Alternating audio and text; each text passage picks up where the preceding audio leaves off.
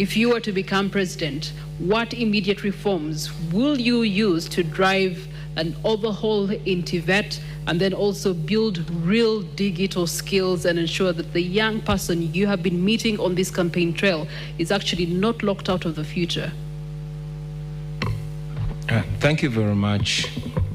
And I'm glad you mentioned that indeed we've been traveling all over the country. For me, this is more realistic than idealistic. These are not just statistics. These are realities.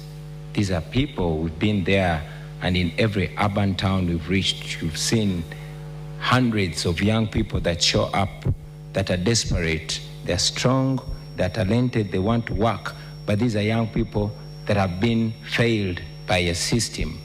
It should be noted that Uganda is ranked the most entrepreneurial country in Africa. However, the young people are being failed because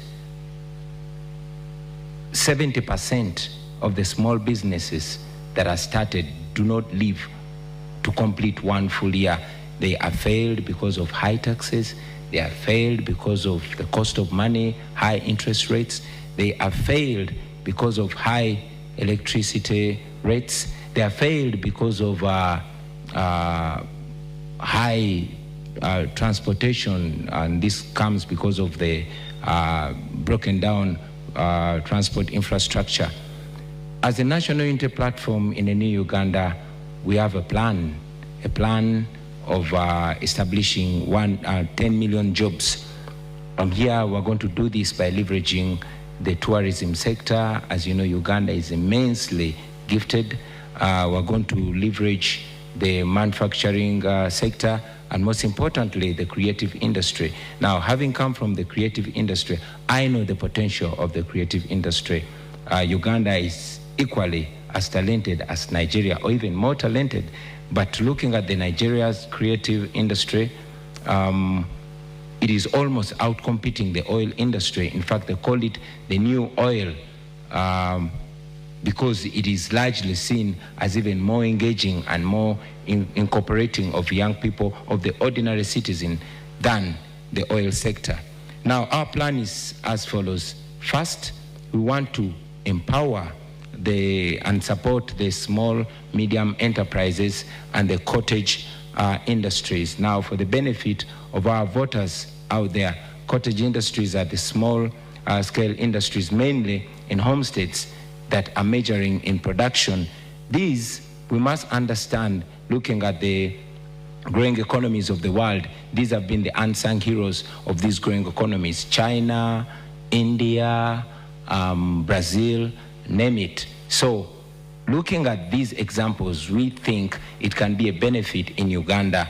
I'm looking at areas, especially these that are near borders, like Arua, like Chisoro, like Kabale. If they are supported, they could boost even production, and they could even boost export, looking at production of textiles. When you say supported, what does that mean? Supported means cutting down, reducing the cost of doing business, reducing the power costs, reducing the cost of money, reducing the interest rates, investing in transport infrastructure. This would make it easier for them, and it could boost them. Also, it's important to mention that in this line, we want to boost production.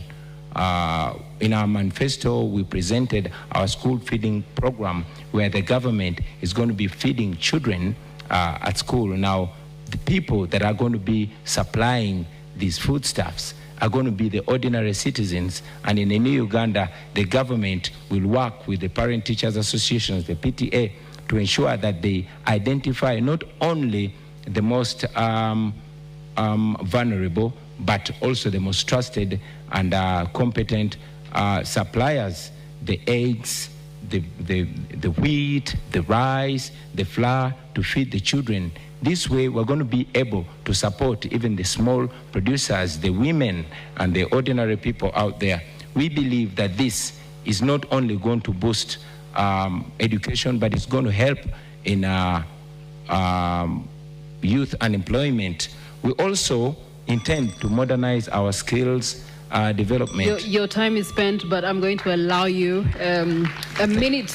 You have made recognition of manufacturing and tourism. These are high level in terms of strategic for any presidential candidate. Leaders have been describing it as Uganda's economic growth. However, there's one structural problem that still hinders both sectors right now, and that is unreliable power supply and high electricity costs. What's your solution? Well, the high electricity costs can be renegotiated. As government, we can go as far as renegotiating with Bujagali to ensure that the power comes down, because that is what is going to help the productivity. There's one thing, if you allow me also talk about, that's the exploitation. The current government prides in youth employment, where mainly the industries that are owned by foreigners actually exploit the citizens to an extent that young Ugandans are paid as low as 3,500 shillings a day. Now, I was in Parliament in 2019 and we passed the minimum wage bill. Unfortunately, General Museveni refused to sign it. Now, we are going to reintroduce it in a new Uganda, and I will sign it because I will be president. Thank you.